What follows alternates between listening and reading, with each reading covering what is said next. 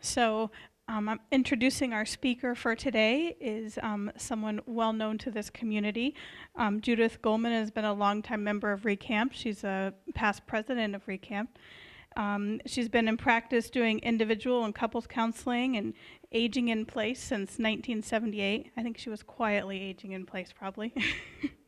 At the age of 61, she followed her love of Jewish spirituality and became ordained as a chaplain. And at her current undisclosed but not young age, she's about to get married to her sweetheart of 50 years. So, welcome, Judith. So I want to clarify, it's my sweetheart of 50 years ago. We broke up, separated, reconnected 2 years ago, and we're getting married late July. So I'm going to use my agedness to have permission to sit rather than stand for the demonstration and to eat, because I have to keep my blood sugar up. But otherwise, vital, strong. Okay. So there are lots of challenges of aging, and I want to look at them in terms of, number one, as you age, you need to, if possible, to recover your true self that gets sidetracked by families and cultural expectations, so that you can live very fully in the years that are remaining. It's one challenge of aging, to really fulfill yourself. Another one, second one, is to deal with inevitable changes and losses as your body moves into your later years. I remember getting my first wrinkle at 25 years old, got worse, what can I say? For marriage and family therapists, we need to have ways to support our clients as they're confronting irreversible losses and the challenges of living fully as possible as they age. And number four, we have to counter our culture's negative view of aging. There are other cultures that value their elders, that hold them in high respect, look to them for wisdom. And it turns out, I'm going to speak a little bit about brain science. It turns out they're right, that actually our brains improve in certain ways as we age, and people should be turning to us. I'm going to give several written exercises. So I made some packets of blank paper. If you don't have something to write on, you might want to get one of those. And I also have a bibliography.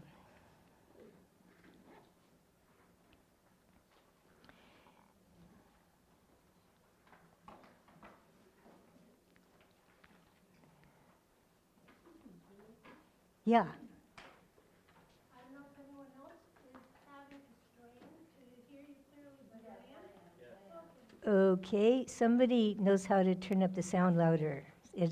Thank you. Thank you. Anamadeo. Is that better? Oh, it's an echo. Maybe this is too close. Maybe that was too close to me. Is that better? Ha.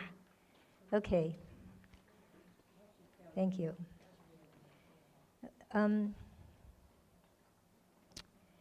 So I'd like you to start with a written exercise, and that is, I'd like us to explore how negatively our culture views aging. I'd like you to write down your negative view of being being very old, what might be happening. What's your negative picture of being an elder?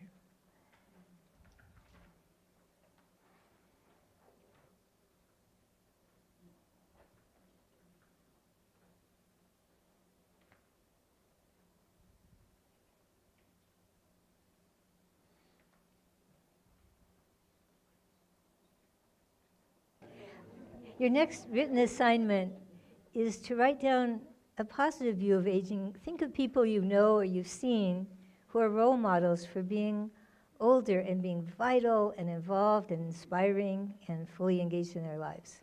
And please write that down.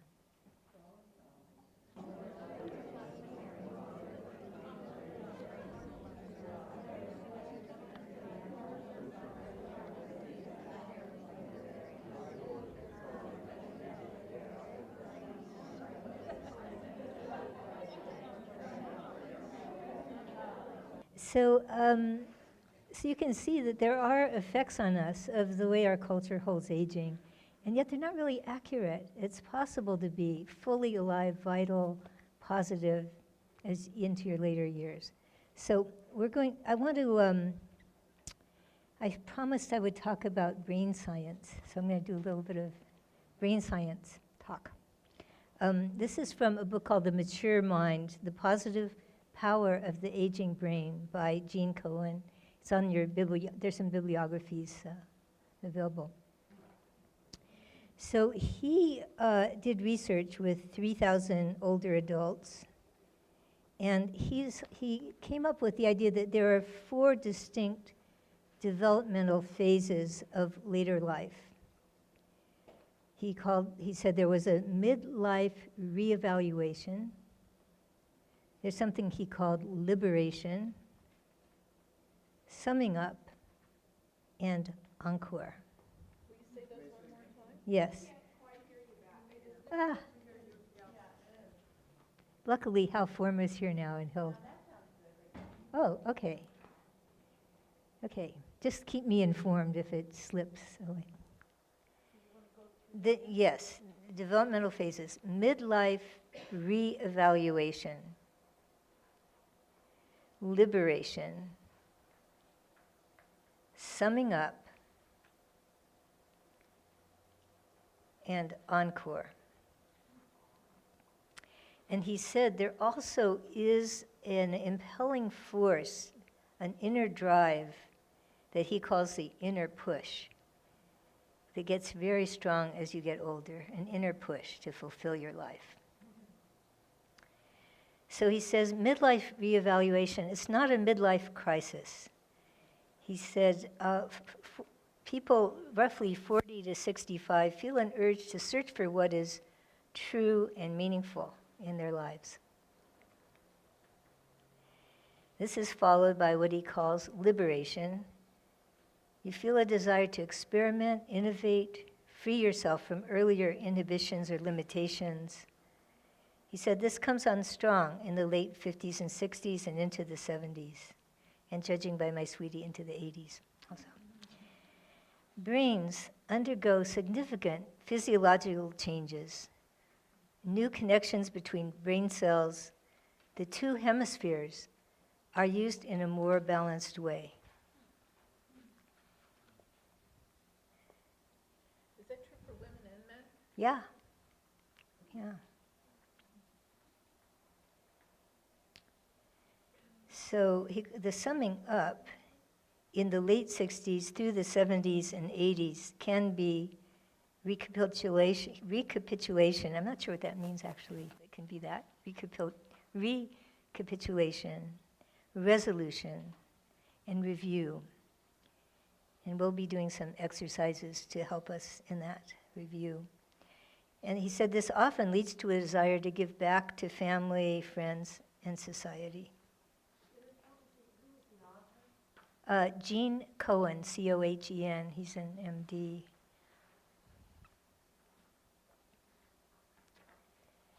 And then encore, again, is the desire to go on, even in the face of adversity or loss. The need to remain vital. It can lead to new manifestations of creativity and social engagement. This period can be full of surprises. I'll say again, I'm getting married in a couple of months. What can I say? Surprises.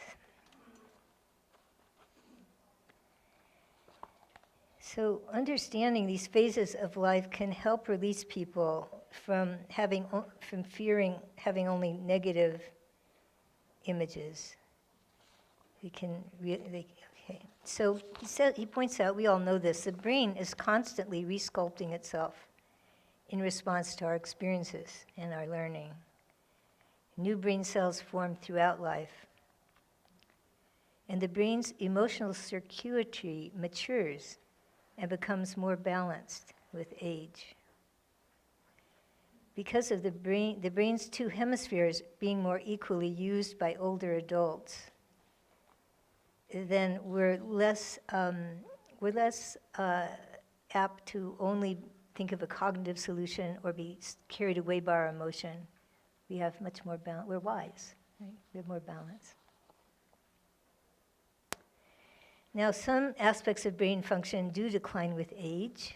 The speed of thinking slows down, and complicated math problems are harder, take longer.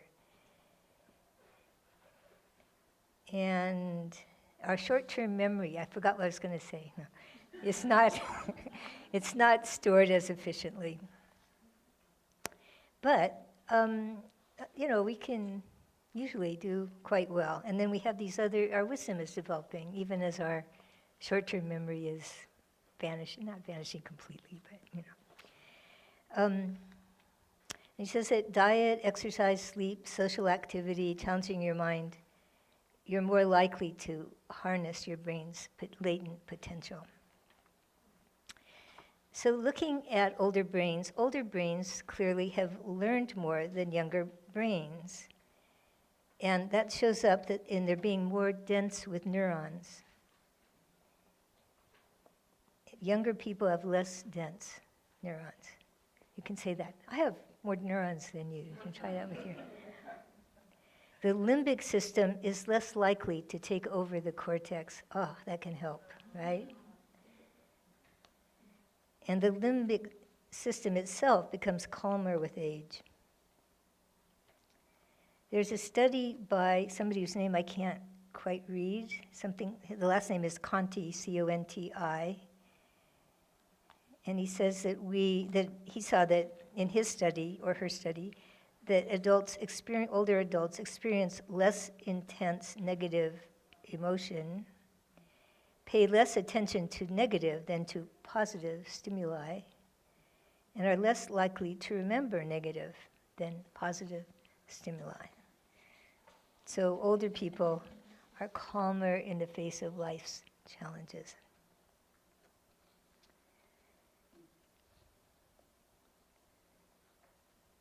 So he says we can develop a synergy of cognition, emotional intelligence, judgment, social skills, life experience, and consciousness, deepening wisdom, judgment, perspective, and vision. And this is really because we have more life experiences, not just that we're less likely to be carried away by our limbic system, but because we've had lots and lots of life experience. And that shows up in our brain. So, and he said, he gave an example of older people having access easily to more creative solutions than younger. And the example he gave was, it's a snowstorm in New York, and an older couple need to get to the home of someone for dinner, and no cabs are stopping.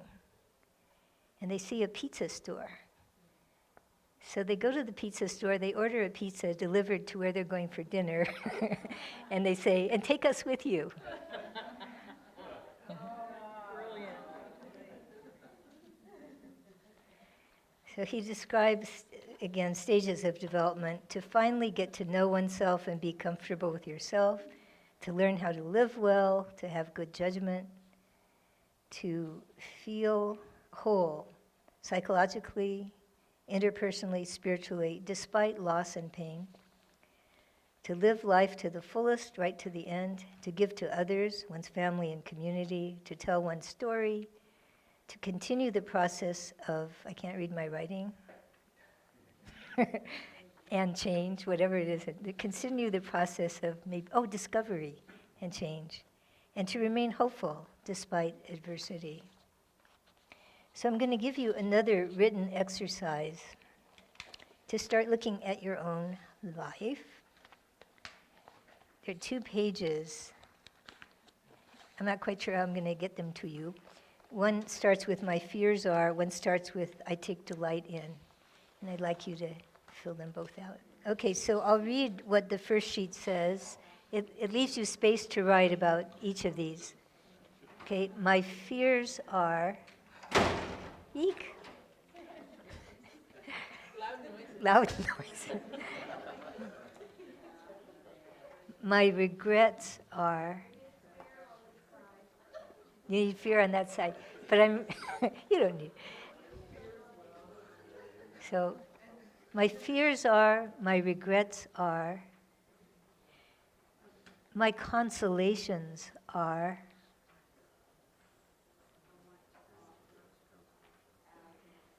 my satisfactions are,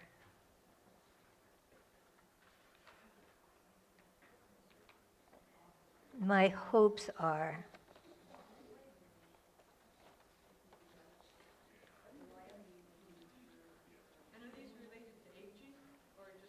just you, just to your life and you. I take delight in,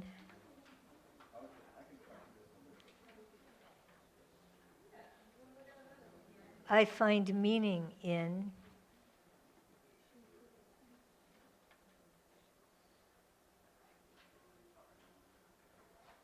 I want to be assured that,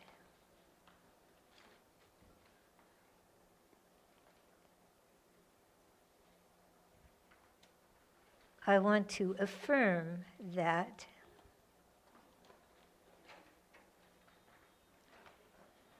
I want to offer as my sacred offering. And that's that. Offer as my. Sacred offering.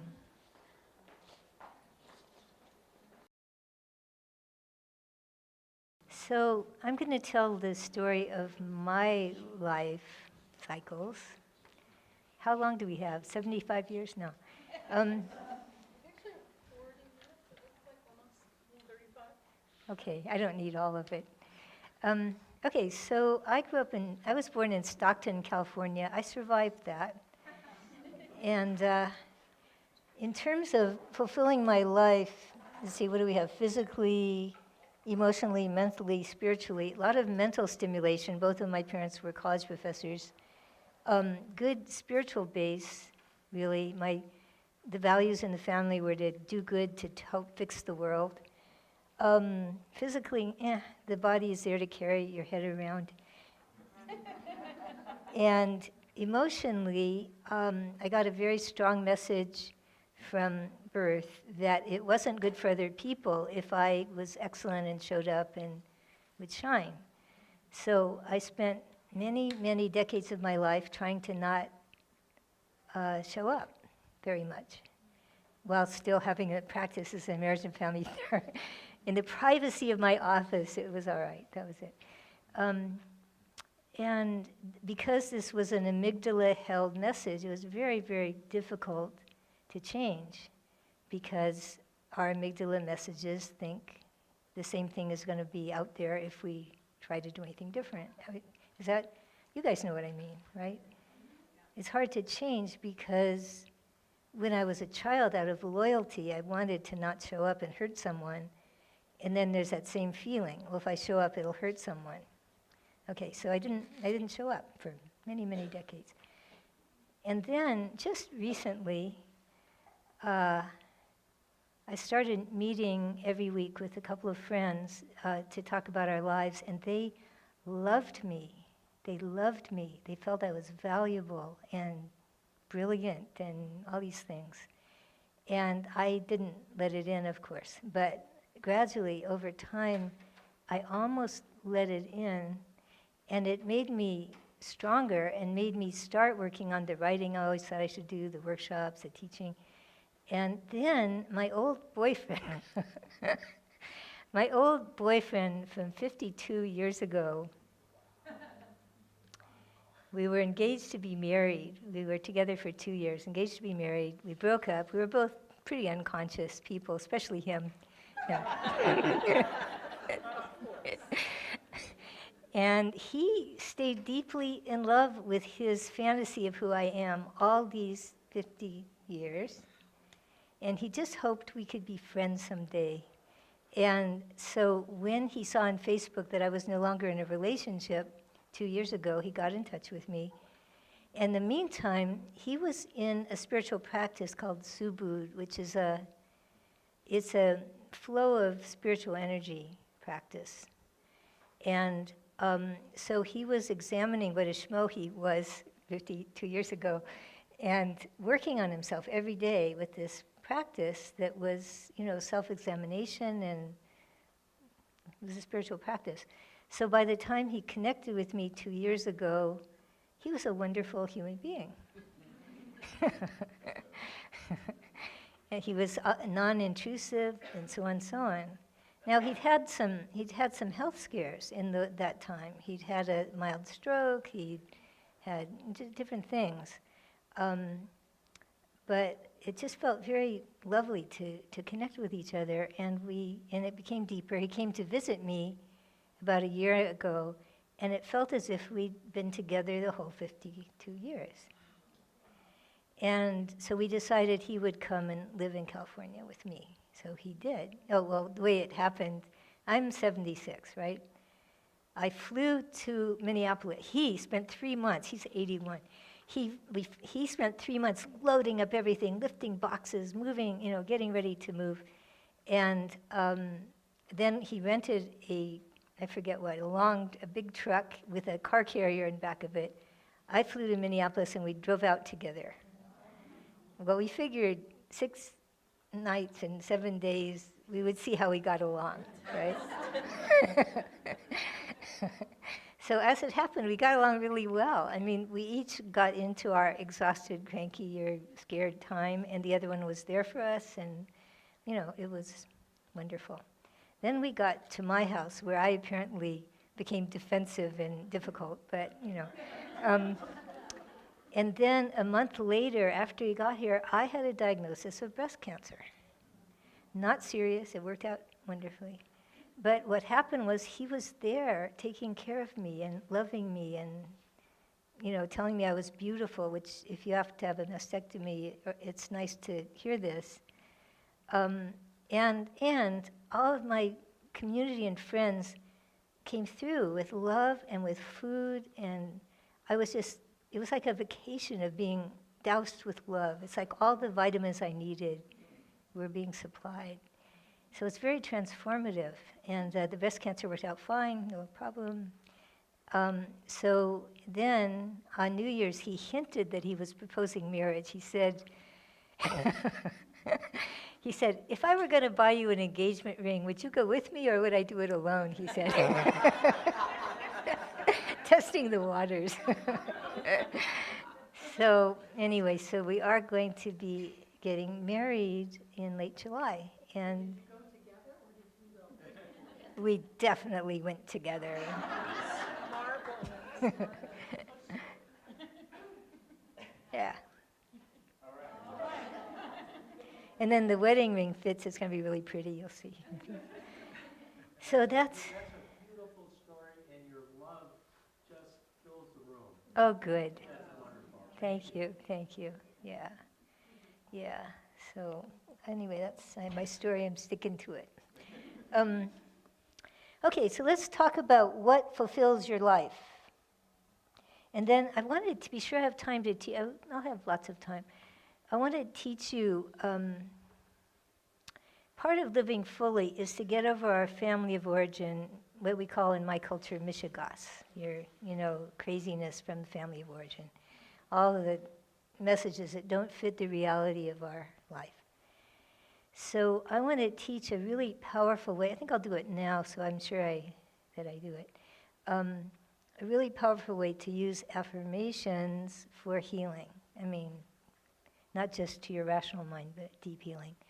So I'd like you to write down family mishigas, messages to you. Like in me, it's if I show up fully, it's harmful to other people. What were those messages? So next, take each of those messages and turn it around into a positive message. Like for me, it would be, it's good for the world if I show up and shine. Do that for each of the messages. Yeah, turn these negatives around to a positive statement. Like for me, it would be, it's good for the world if I show up and shine. So those positive statements are your affirmations. Probably it's good to just pick 2 or 3 of them to work with because, in reality, you need to not have a long time unless you have a lot of time, that would be good. And to pick 2 or 3 that you feel still you have healing issues with, and it'll be helpful to affirm them. So when you do an affirmation, you're not speaking to your cognitive rational mind. That does not have the juice to make changes, right? It's great for people if I show up. That wouldn't do it without deeper body, mind involvement. So a good way to use your affirmations is early in the morning when you're sleepy, you're waking up, late at night when you're tired, and then often during the day. And it's good to do them in 3 voices like this. It's good for people, it's good for the universe if I show up, right? That's I, right? Then I imagine someone who knows it's true, such as Raina, who just affirmed me, who's saying to me, it's good for the universe if you show up.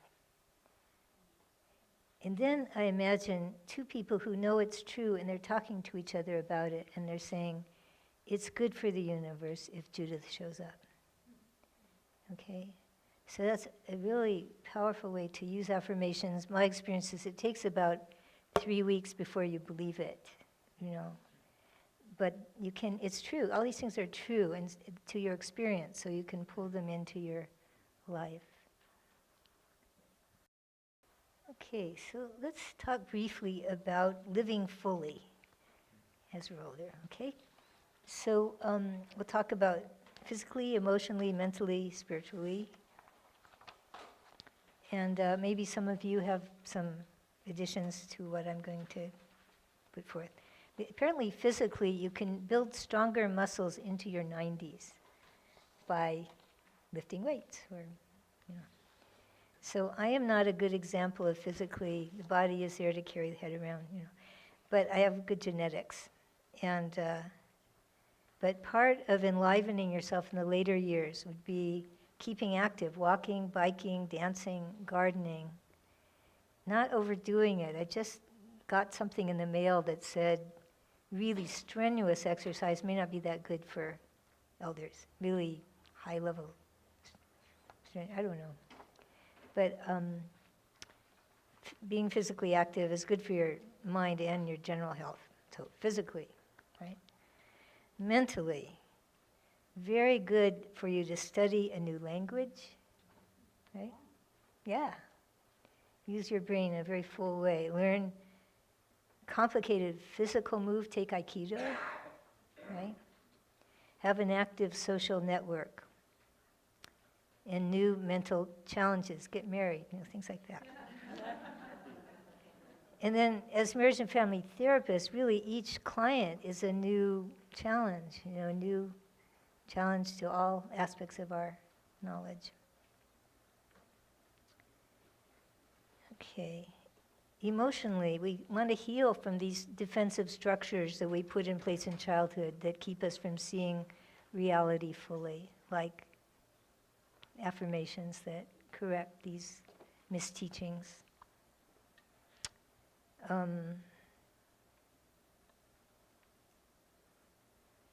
guess that's what I was talking about. And then spiritually, I just got this wonderful article from Charles Asher about building a contemplative life, right? It's available somewhere in the room. And I think that one of the spiritual challenges of aging is dealing with loss and just being present with that. That's something we do for our clients all the time. They bring in their pains of various life pain, and we are present with it and hold it and help people not flee from the truth of their experience. What am I trying to say? So we'll have that opportunity as we get older, how to handle various losses. And what Ram Dass says, who had a stroke 10 years ago, you don't hold on to what was. You move into curiosity. This is what's now. This is what's new and now. How to be with it. And I think of that a Buddhist concept of the difference between pain and suffering, that pain is unavoidable, right? But suffering you don't have to go into suffering. That suffering is, oh, this should never have happened. I was so physically strong in my 20s, et cetera, et cetera. Things that don't help you be present with whatever is new, right? So I had one more. I had a guided image I want to lead you on, and then I think I want to talk about preparing for death. Why not? And then, if there's time, there's an exercise for an overview of your life that we'll do if there's time. Okay, so what did I say I would do first? My short-term memory. What? Guided imagery. Guided image. Okay. Okay. So this is going to be a guided image to meet your fully actualized inner elder for whom you can present some questions. Okay? Okay, so it's probably good to close your eyes and get comfortable in your chair.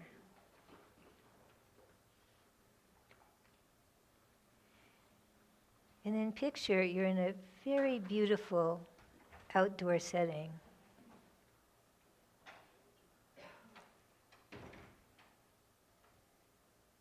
And as you walk through this lovely setting, you can smell the lovely smells of nature. You can feel grass under your feet. And then you notice some stairs and a door.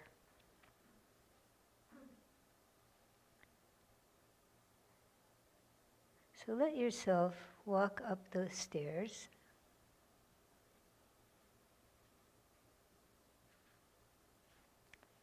To a very beautiful door.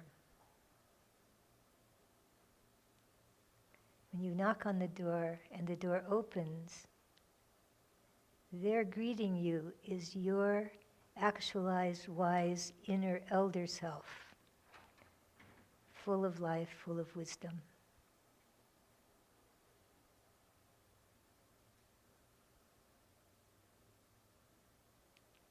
Enjoy how your elder self greets you with love.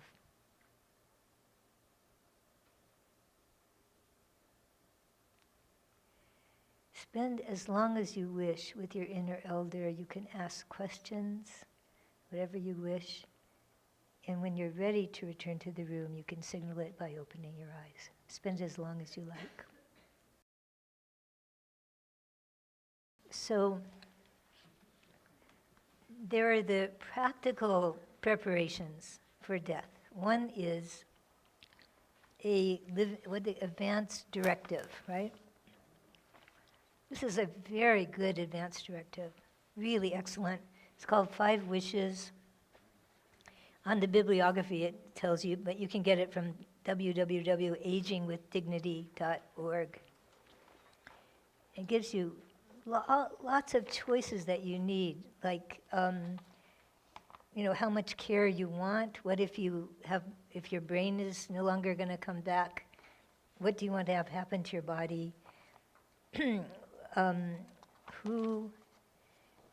What do you want your loved ones to know? I wish to have my family and friends know that I love them. I wish to be forgiven for times I've hurt them.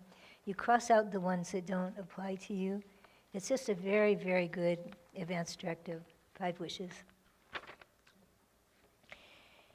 And my client, who was a surgical nurse, kept telling me, do your advance directive. And of course I haven't done it. But then there's your will. And you should have your advance directive where the 911 people would find it.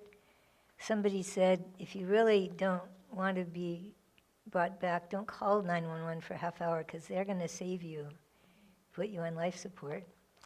But you put it on your refrigerator, you put it with your will, you put it, what was the other place? Oh, in your medicine cabinet, because the 911 people will look in your medicine cabinet.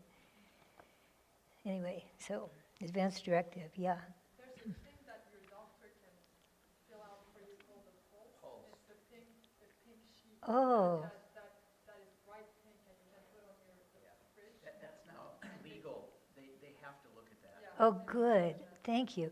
Okay, so if everyone heard, didn't hear, how do you, it's P-O-L-S-E? The P-O-L-S-T, pulsed. It's an acronym, and I'm not sure what it stands for, but physician's order, yeah, and you have it signed by your doctor. Right. Thank you.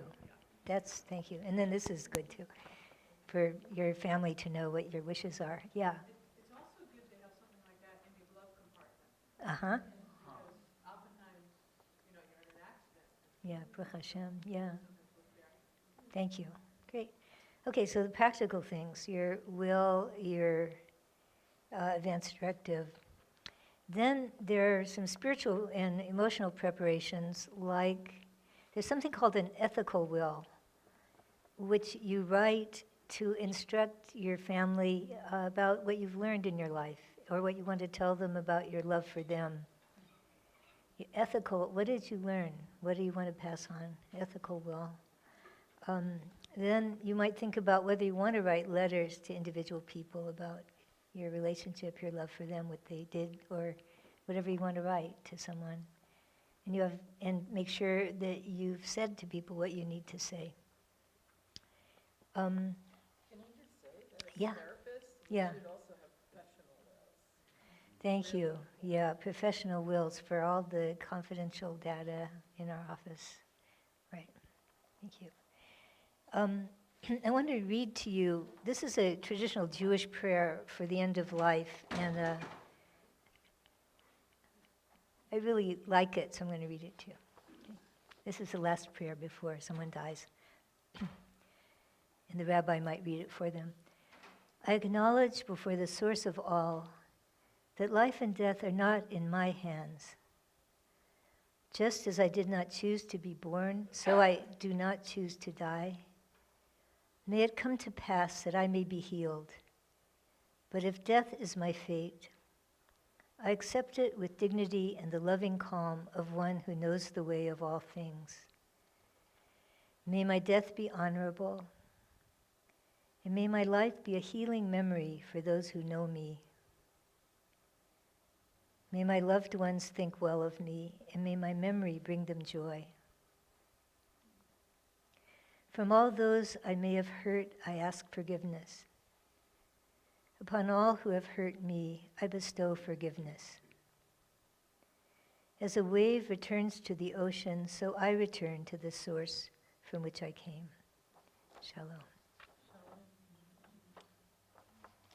And then the only other thing I have for you, I don't know where I have it, is a prayer. This is so beautiful. I hope I can, well, to me it's beautiful. Okay, there's a Jewish custom that when someone dies, the body is never left alone. So people sit in 2-hour cycles with the body. And I was doing that, and there were some readings from a community in Berkeley, Kahila community, and it included a poem that was written by a woman 3 days before she died. And I found it so helpful for myself, because I know that when my time comes to be dying, I'm going to be resisting it and not wanting it, and so on. So I found this poem really helpful. I have to say I shared it with 2 friends, and neither of them liked it very well. But let me read it to you, okay? And you can have a copy if you want. It's called So I Turn My Head. So I turn my head and look towards death now, feeling my way through the tunnel within the space of emptiness and quiet, that shimmering silence that awaits me. I do not have a passion to remain, but a willingness to go. My body is tired, and my soul longs to fly free to the shores of no pain. Thoughts clutch at my gown as I make my way down the stony corridors, holding me, pulling me back to concerns I am finished with. A breath, a pause, relax, and then float on toward the opening awaiting me. This place of peace resides so deep inside me. It is one huge and all-encompassing. In the quiet of my mind, I find the greatest truth, the great Mother Father. This is the Hail Mary, the rod and staff of comfort, the kingdom and the glory. Yea, though I walk through the valley of death, I will fear no evil. This is my direction now, inward to the green pastures, to the great light of divine love, the great peace of all knowing. So, you can have one if you like. That's the end of my presentation.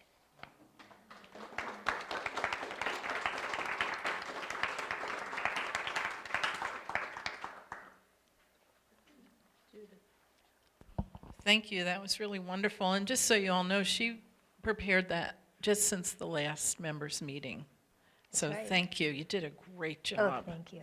Good. Thank you. And what's your affirmation?